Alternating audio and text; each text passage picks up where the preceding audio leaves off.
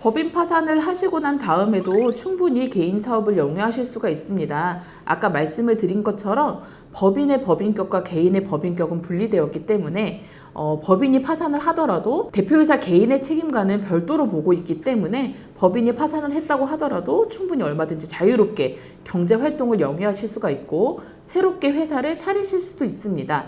하지만 우리가 종종 뭐하러 법인 파산을 하느냐, 법인 파산을 하지 않고 그대로 기업을 두는 것이 비용적으로 더 나을 수 있다는 생각을 가지시는 분들도 왕왕 있습니다. 그런데 우리 상법은 이사의 경업금지 의무를 규정을 하고 있고요. 또한 회사의 기회나 자산을 유용하는 것을 금지하고 있습니다.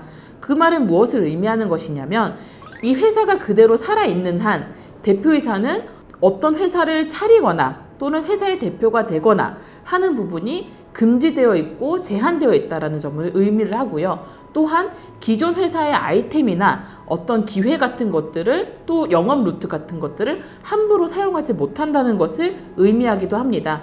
따라서 만약에 새로운 재도약을 도모하고 있으신 대표님들께서는 기존 회사의 법인격을 소멸을 하셔서 이런 부분에 대한 어떤 책임과 의무에 대해서 자유로워지실 필요가 있고요. 만약에 이를 방치하고 그냥 새롭게 개인 사업을 하시는 경우에는 다른 채권자들에 의해서 상법상의 의무를 어겼다는 이유로 어떤 민형사적인 소송이 좀 들어올 수도 있다는 점을 유의를 하실 필요가 있습니다. 파산 선고가 된 다음에 면책 결정을 받으시면 법인격이 완전히 소멸을 한 것이기 때문에 법인 대표이사는 다시 어떤 회사의 이사도 되실 수 있고 대표이사도 되실 수 있고 경제활동을 충분히 하실 수가 있습니다. 정부 지원책에 대해서 말씀을 하셨는데요. 이제 회사를 파산하게 되고 다시 자연인으로 돌아온 대표이사는 어떤 의미에서는 굉장히 큰 상처를 가지고 있다고 볼 수도 있고 어떤 어려운 상황에 처했다고 볼 수가 있는데 이 경우는 이제 소상공인시장진흥공단이나 다른 여러 가지 정부 기관들에서